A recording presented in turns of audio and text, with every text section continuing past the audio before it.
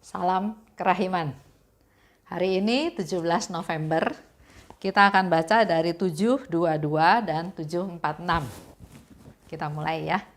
Dalam nama Bapa dan Putra dan Roh Kudus. Amin. 7:22. Hari ini aku mendengar kata-kata ini. Engkau menyadari betapa lemahnya engkau. Oleh karena itu, kapan aku akan dapat mengandalkan engkau? Aku menjawab, Yesus, sertailah aku selalu karena aku ini anakmu yang kecil. Yesus, engkau tahu apa yang dapat dikerjakan oleh seorang anak kecil.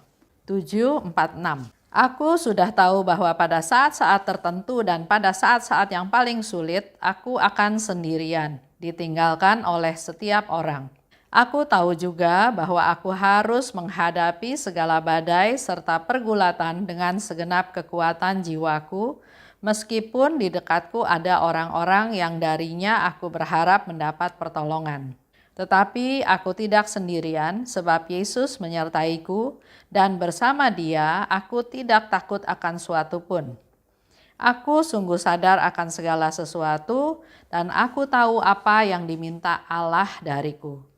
Penderitaan, penghinaan, cemooh, penganiayaan, dan pelecehan akan terus-menerus menjadi bagianku. Aku tidak mengenal jalan lain untuk kasih yang tulus. Aku mendapat balasan berupa sikap tidak tahu terima kasih. Inilah jalanku yang sudah ditandai dengan jejak kaki Yesus. Oh Yesusku, kekuatanku dan harapanku satu-satunya, hanya dalam Engkaulah seluruh harapanku, pengharapanku tidak akan dikecewakan. Ya, kita akan baca sama-sama ya. Sebelum masuk ke pembahasan tentang isi diary ini, saya ingin membacakan atau men-sharing dari salah seorang devosan kerahiman. Dia umat paroki Bojong, Santo Thomas Rasul, dan mengenal devosi kerahiman sejak tahun 2000. Dikatakan, puji Tuhan, karena boleh jadi anak kecil di hadapan Tuhan. Jadi anak kecil itu paling enak, tidak ada beban, dan kalau buat kesalahan pun pasti ditolong dan diperbaiki. Pengalaman menjadi devosan kerahiman ilahi. Dia benar-benar seperti anak kecil di hadapan Tuhan. Tuhan menyiapkan wadah komunitas untuk melatih dan praktik penyebaran kerahiman ilahi.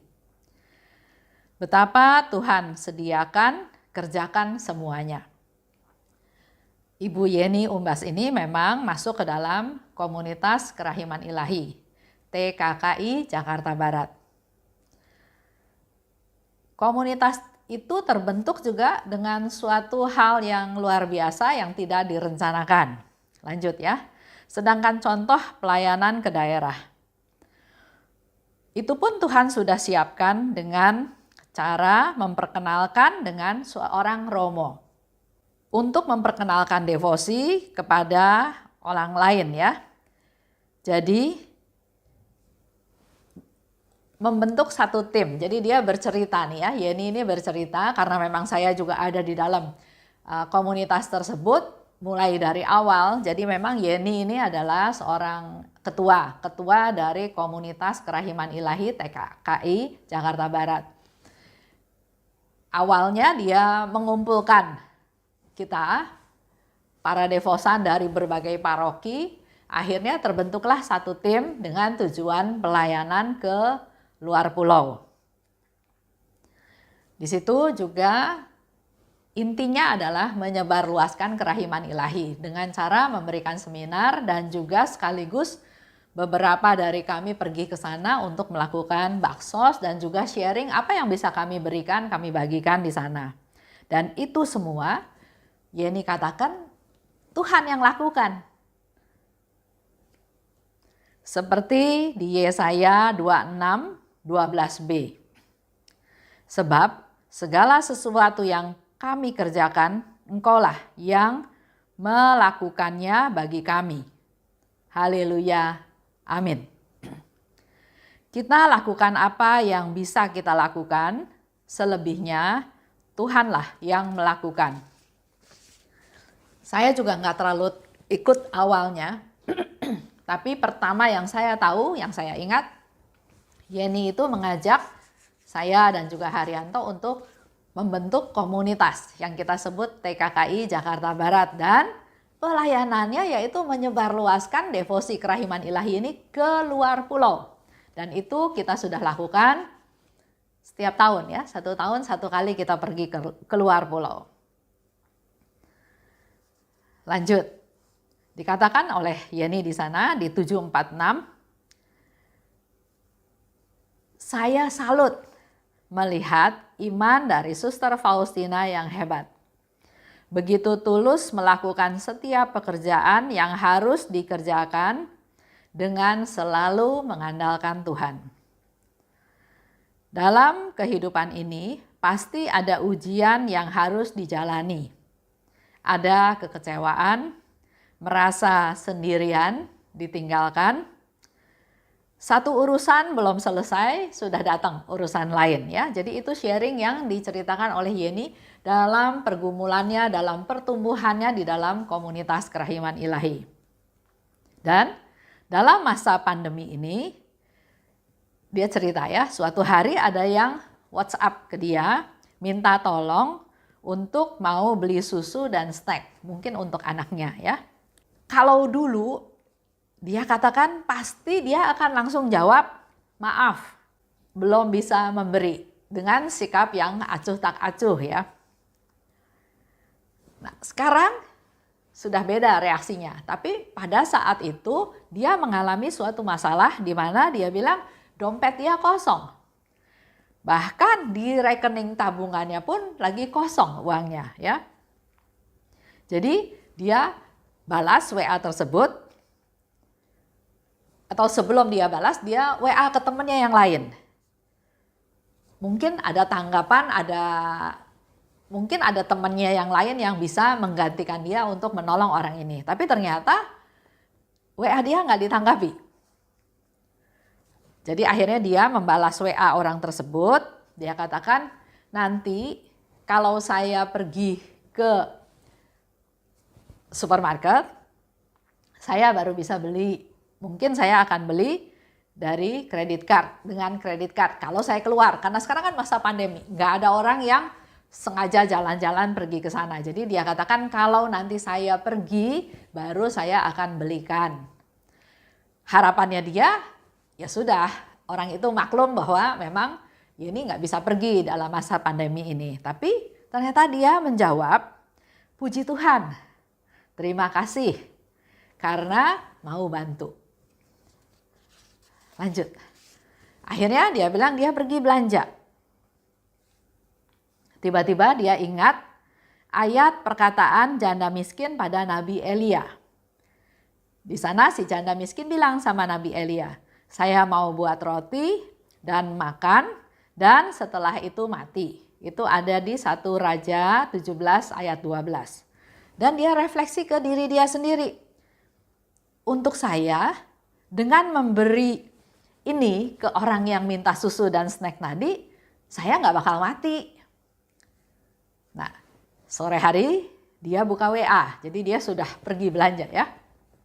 Dia buka WA, ternyata di WA-nya itu ada pemberitahuan bahwa ada transfer masuk 1 juta.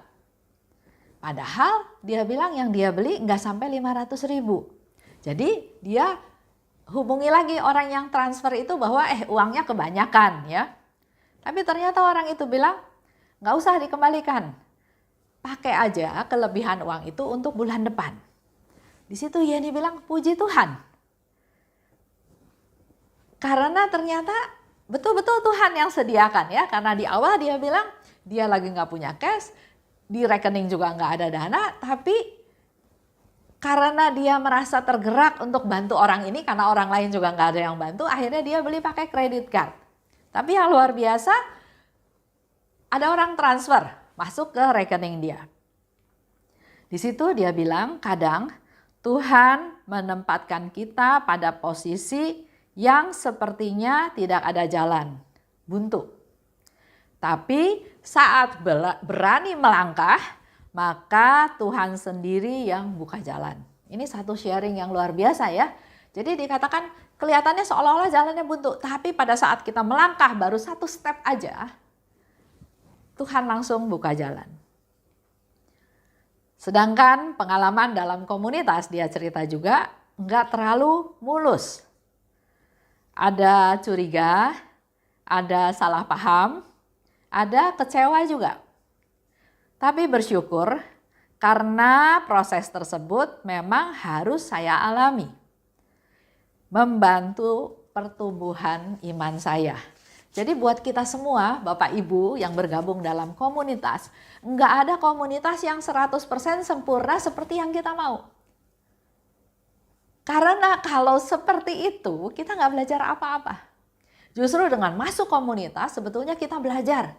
Belajar ngerti orang lain, belajar background orang lain, belajar sifat orang lain, dan belajar menerima kekurangan orang lain juga. Belajar juga nggak bisa memaksakan kehendak saya maunya apa. Bahkan dikatakan oleh Yeni di sini dikecewakan, dicurigai. Nah, Yeni ini selain Ketua TKKI Jakarta Barat, dia juga wakil koordinator dari PDKK Elizabeth ya. Jadi jabatannya banyak. Lanjut, di saat situasi sedang gelap, susah berpikir, tidak tahu arah, yang dia lakukan adalah baca firman Tuhan. Baca diary Faustina atau dengar lagu-lagu pujian. Jadi isi dengan hal-hal yang positif. Saya pernah dapat juga WA dari seseorang, dia bilang, saya kesepian, saya nggak tahu mau lakukan apa. Sepertinya saya sudah putus asa. Jadi saya bilang, lakukan yang positif. Kalau tadi Yeni baca firman, baca diary, dengar lagu pujian. Kalau saya kasih nasihat dia, selain itu boleh juga masak, bikin kue. Sekarang di YouTube itu begitu banyak resep yang kita bisa ikuti dengan sangat sederhana, mudah, dan hasilnya bagus. Saya pun nggak pernah ke dapur, nggak pernah masak, nggak pernah bikin kue, tapi sekarang mulai coba-coba bikin bolu kukus, carabikang, tar susu, ya tampilannya mungkin nggak oke, tapi rasanya oke. Nah dari situ dikatakan lagi oleh Yeni ya, belajar dan belajar lagi untuk lebih mengandalkan Tuhan dalam praktek walaupun jatuh bangun. Kalau kita lihat perkembangan iman dari Yeni, dia bilang tahun 2000 dia udah kenal devosi kerahiman, berarti sekarang udah 20 tahun. Tapi dia katakan jatuh bangun itu ada. Jadi buat Bapak Ibu, buat kita semua, jangan putus asa, jangan berhenti di tengah jalan. Karena itulah proses belajar. Di 1 Petrus 2 ayat 20b dikatakan, tetapi jika kamu dipanggil karena Kristus pun telah menderita untuk kamu dan telah meninggalkan teladan bagimu supaya kamu mengikuti jejaknya. Jadi kita memang diharapkan ikut jejaknya Tuhan. Mengandalkan Tuhan. Yesus, engkau andalanku. Itu sharing dari Ibu Yeni ya, mengenai diary yang hari ini kita bahas. Kalau bicara di 722, engkau menyadari betapa lemahnya engkau. Kapan aku akan mengandalkan engkau? Yesus ingin kita kuat. Jangan kita berhenti di tengah jalan, jangan kita happy dengan apa yang sudah kita lakukan. Oh, saya pelayanannya segini aja. Saya merasa cukup dengan seperti ini. Itu baru kata saya. Kita belum tahu rencana Tuhan terhadap hidup saya. Sehingga di sini dikatakan, engkau menyadari betapa lemahnya engkau. Kalau engkau tahu lemah, engkau harus cari kekuatan. Karena kalau engkau lemah, diam di kelemahan tersebut, merasa cukup, merasa nyaman dalam tanda kutip dengan kelemahan tersebut, Yesus katakan, kapan aku dapat mengandalkan engkau? Kapan aku akan bisa pakai engkau sebagai alatku untuk mewartakan kerahiman Tuhan, untuk memberitakan kerahiman Tuhan, untuk menjadi teladan, contoh, mempraktekkan apa yang Yesus sudah lakukan. Jadi dikatakan, kapan aku bisa pakai engkau sebagai alatku? Jadi buat kita semua, kalau kita merasa lemah, oke, Yesus pun memang kasih tahu bahwa kita lemah. Tapi kita harus ingat bahwa kita punya Tuhan Yesus yang bisa memberi kekuatan kepada kita supaya kita bisa menjadi alatnya. Dengan rendah hati, Suster Faustina katakan, sertailah aku karena aku anakmu yang kecil. Dan engkau tahu apa yang dapat dikerjakan oleh anak kecil. Di sini ada satu kerendahan hati yang Suster Faustina juga mau ajar kita semua bahwa ayo di hadapan Tuhan itu seperti seorang anak kecil. Dan Tuhan tahu apa sih yang bisa dilakukan oleh anak kecil. Di sini kita lihat juga sharing dari Ibu Yeni tadi bahwa apapun yang dialami, dirasakan, semuanya dia terima, dia jalani sebagai proses pembelajaran walaupun jatuh bangun. Dan satu hal yang dia selalu pegang, Yesus, engkaulah andalanku. Itu aja untuk hari ini. Saya tutup ya dengan doa penutup. Dalam nama Bapa dan Putra dan Roh Kudus, amin. Allah Bapa yang maha baik, terima kasih atas segala kasih karunia-Mu yang Kau limpahkan kepada kami, khususnya kepada Yeni yang sudah juga mau sharing pengalaman hidupnya sebagai devosan kerahiman dengan segala jatuh bangunnya. Berkati dia ya Tuhan, berkati juga seluruh keluarga besarnya, agar selalu ada dalam perlindungan-Mu dan Engkau pakai dia semakin bisa berkarya di ladang-Mu dimanapun dia beraktivitas. Bapa yang maha baik, kami juga mau belajar dari Suster Faustina untuk menjadi seorang anak kecil di hadapan Tuhan. Walaupun kami lemah, kami akan memperoleh kekuatan dari Tuhan. Dan Tuhan tahu apa yang bisa dilakukan oleh seorang anak kecil. Urapi kami semua Tuhan agar kami menjadi anak-anak-Mu yang rendah hati. Kemuliaan kepada Bapa dan Putra dan Roh Kudus, seperti pada permulaan sekarang, selalu dan sepanjang segala abad. Amin. Dalam nama Bapa dan Putra dan Roh Kudus. Amin. Salam kerahiman.